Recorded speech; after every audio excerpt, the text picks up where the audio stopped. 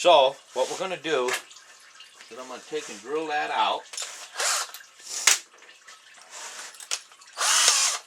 Drill one hole in there, right down through the center of the where it needs to go in. What I do is I start at an angle first, like so.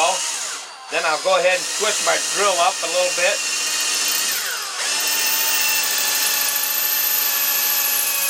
Drill in there. Okay, now I got that in there. Okay, now I got a rod about the same length. What we're going to do is we're going to go ahead and put this in here like so. See how that went in there? Then we're going to bend it to match up. It's going to go kind of, it comes up. It has a little bit of curve to it. Like so. About a 9-inch horn antler right there. We'll go about 9 inches right here. So I'm going to mark this and see if I can cut that off. Good. I pinched her a little bit, got a mark on it. What I'm going to do is I'm going to cut this wire off right here.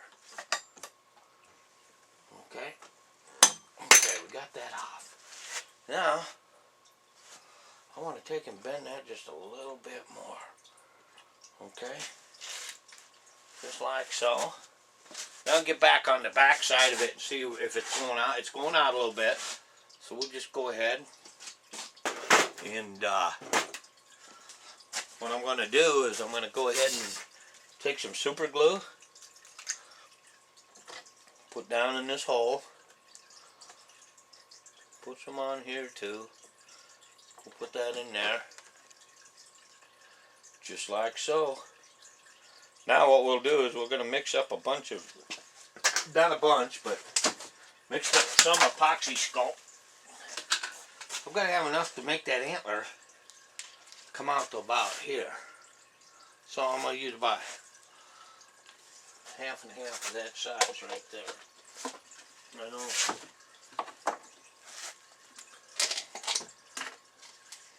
I do a lot of ad-lib stuff here. Where, you know, you just kind of after a while you get used to it, but you take them and you mix up equal parts of this epoxy sculpt. We're going to do this antler. Otherwise, I'm going to forget about it. And I know that he wanted it fixed, so he's coming this weekend, and we're going to get this thing done. Okay, now what we do is just go ahead and, just like so.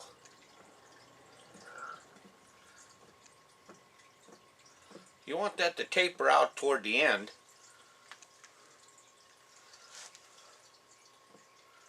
Just like so. Now what I'll do here,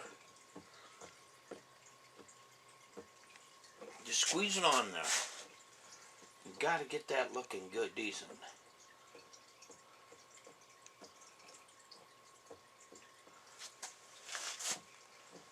Set up good, it won't move.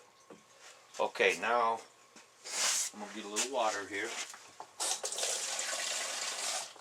What I'll do is I'll just go ahead and go like so. With my water, just go up and down. I'm just not, it doesn't look good, I know, but that's what you do. Just kind of blend that up like so. And then you can think whatever you want to think when you're doing this, but that's one of those things where you just kind of wet that a little bit. Just like so.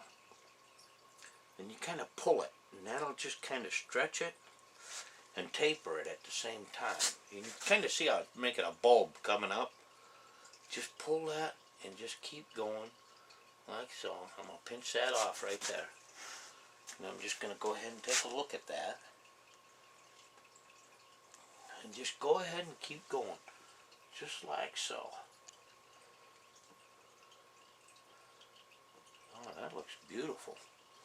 And now if you up toward the ends, they're kind of smooth, the antlers. So what we're going to do is I want to make sure that you can see this here. You see where I'm going here with this. You just go ahead and pull that. Now tomorrow, I'm gonna let that sit right here tonight, because I don't want to move it. I want this thing to set up. You can put texture in there. You can do anything you want. Now, if you're doing a deer antler, then you check to see the phone. Might be Ed McMahon. No, not Ed. Anyway, what you do is you just go ahead and say if you've got it broke off down toward the base here, just take your tool and just go ahead and put some ridges in there like so. Just bring them on up like so. You end up with yourself a nice textured antler. We don't need it up here toward the end. So, anyway, that's gonna look good. That's nice looking. I'm gonna admit that. We might have to do a little sanding to blend it in with the horn. But I'm gonna try to get to the point where we don't have to do that. Okay? Okay, that looks good. I mean, that's going to turn out real nice. Antler repair isn't hard. It really isn't. They make it a big mystery, but it's this is the antler we repaired right here. I mean, it's looking good. I'm going to go ahead and get this down smooth here. And you see how I'm kind of blending that in with the other part of the antler, the old part. Now I'll tell you what I'm going to do here. I'm going to try to take a little shortcut. What I'm doing is I'm smoothing this down, because I don't think I've got to do anything else to it. We did such a good job on it to start with that it just looks terrific. So what I'm doing now, be careful, because you rest that on there. I mean, it's strong, but it can still break. What we're going to do is we're going to use, when I do my horn work like this, I've used a lot of different colors, but it seems like the best base color that I've found so far is what I call an ivory white. I use this color a lot, especially like on pheasants, the beaks and that. Anyway, what we do is we're going to put a good coat on this, and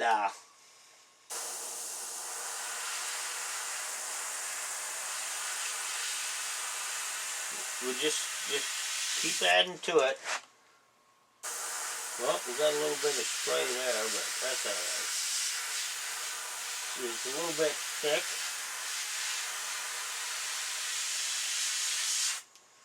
What we're going to do is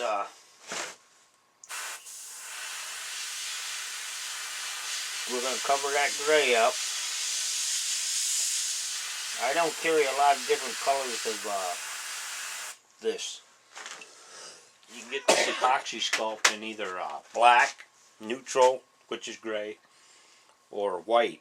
I like this color here because I can work with it. You know, you could have a lot of different colors around. Like white would be nice because that'd make a good base color. But what I'm going to do here is, and then see how it looks, and then in the morning we'll come back here and we'll go ahead and take a little burnt umber and spray on there and see how that looks, and just kind of rub it a little bit with a paper towel or a Q-tip and try to blend it in with the rest of the antler here.